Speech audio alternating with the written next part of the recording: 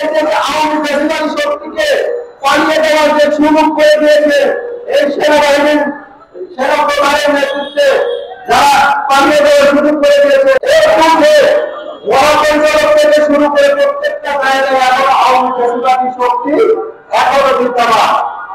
আমাদের অন্তর্বর্তীকালীন সরকার ক্ষমতায় আসার পরে আমরা চিন্তা করেছিলাম তারা সংস্কার করবে, কিন্তু তারা করার পরে কোনো জায়গায় ওই সংস্কারে হাত দিতে পারেনি 3 বার যাওয়ার পরে।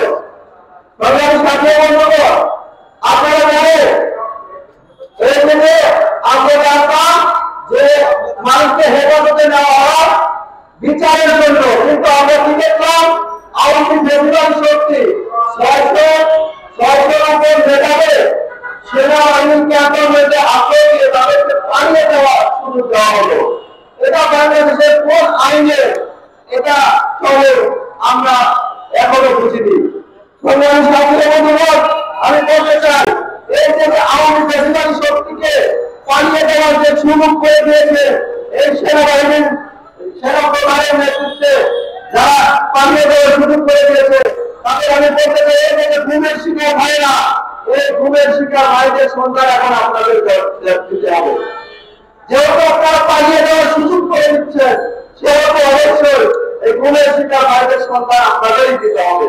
এবং এই যে হত্যাকাণ্ড জোরের অবস্থানে যেসব হত্যাকাণ্ড হয়েছে সেই বিচার আপনাদের করতে হবে।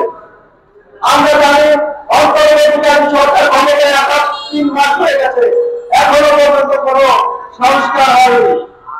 শিরিন শারমিন চৌধুরী যিনি আওয়ামী ফ্যাসিবাদী সরকারের স্পিকার ছিলেন তাকে খুনের আসামি তাকে বাড়িতে বসে পাসপোর্টের সিগনেচার নিয়ে তাকে পাসপোর্ট দেওয়ার জন্য ষড়যন্ত্র করেছিল।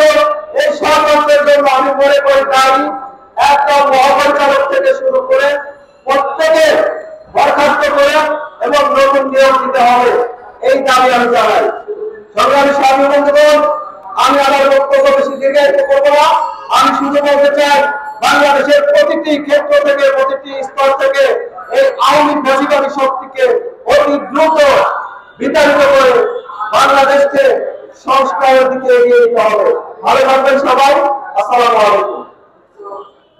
এই ধরনের ঘটনা, এই ধরনের অপর যারা দেশের বিভিন্ন জায়গায় দাঁড়িয়ে আছে বসে আছে ওদেরকে অতি দ্রুত আইনের আওতায় প্রবেশ শাস্তির আওতায় আনতে হবে এবং এই ধরনের ঘটনা তীব্রচিন্ত এবং আমার প্রকাশ করতেছি এবং যদি দ্রুত ব্যবস্থা না হয় আমরা গণবিচার পরিষদ আমরা এর বিরুদ্ধে কঠোর সংগ্রাম আন্দোলন করে তুলব এবং আশা করব আমাদের